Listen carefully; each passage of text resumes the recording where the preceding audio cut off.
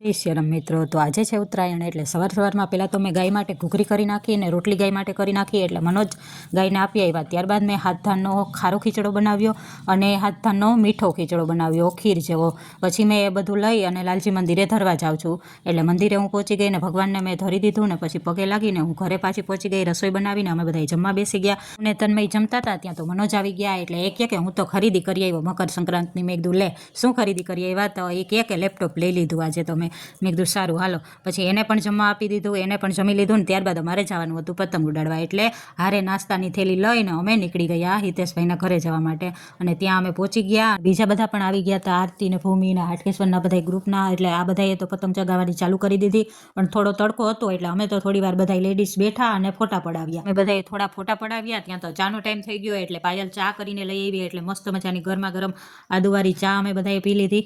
અને શિયાળામાં તો ચાની કંઈક અલગ જ મોજ હોય, એ પણ આદુવાળી મસાલાવાળી હોય એટલે મજા આવી જાય. એટલે મસ્ત મજાની ચા અમે બધાએ પી લીધી. ત્યારબાદ અમારા નાસ્તાના ડબ્બા ખુલી ગયા. જો એટલે બધો નાસ્તો અમે ખોલી લીધો ને અમે બધાએ પછી ગ્રુપમાં બધાએ નાસ્તો કરવા બેસી ગયા. નાસ્તામાં અમારે મમરાના લાડુ ને તલની ચીકી ને માંડવીની ચીકી ને દારિયા પાક ને દારિયા અને એવું બધું હતું અલગ અલગ. ને બધાએ પોતપોતાના ઘરેથી બધું લઈ આવ્યા હતા. અને અમે બધાએ નાસ્તો કરી લીધો એટલે પાછી પતંગ ચગાવવાનું ચાલુ કરી દીધું હતું. ને આમ કરતાં ઉત્તરાયણનો દિવસ કેમ વયો ગયો કંઈ ખબર જ ન પડી. જો તન્મય તો પતંગ ચગાવીને થાકી ગયો હતો એટલે એ તો બેસી ગયો થોડી વાર.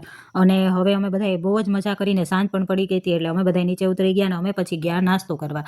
એટલે અમે બધાએ પહેલાં તો ગાંઠિયા ખાવા પહોંચી ગયા અને ત્યારબાદ આ છોકરાઓને બધાને ચાઇનીઝ પંજાબી ખાવું હતું. અને કાનાભાઈનો બર્થડે છે એટલે એને પણ એ પંજાબીને એવું બધું ખાવું હતું. એટલે અમે પહોંચી ગયા કંઈક માંગરોળમાં નવી હોટલ છે, નામ તો હું ભૂલી ગઈ છું, પણ અહીંયા બહુ સરસ જમવાનું હતું. એટલે બધાએ પોતપોતાની રીતે ઓર્ડર કરી દીધો જમવાનો. જો અમારે તન્મયની ચાઇનીઝ ભેળ આવી ગઈ છે અને મેં પણ ટેસ્ટ કર્યું, મસ્ત છે અહીંનું જમવાનું. ત્યારબાદ બીજા બધાએ પણ જે પણ જમવાનું ઓર્ડર કર્યું હતું એ પણ બધું આવી ગયું હતું. ને કાનાભાઈનો બર્થડે છે એટલે કમેન્ટમાં બધાએ હેપી બર્થડે લખવાનું ભૂલતા નહીં. એને બધાએ પંજાબી ઓર્ડર કર્યું. બાય બાય, હવે મળીએ નેક્સ્ટ વિડીયોમાં. Like share subscribe.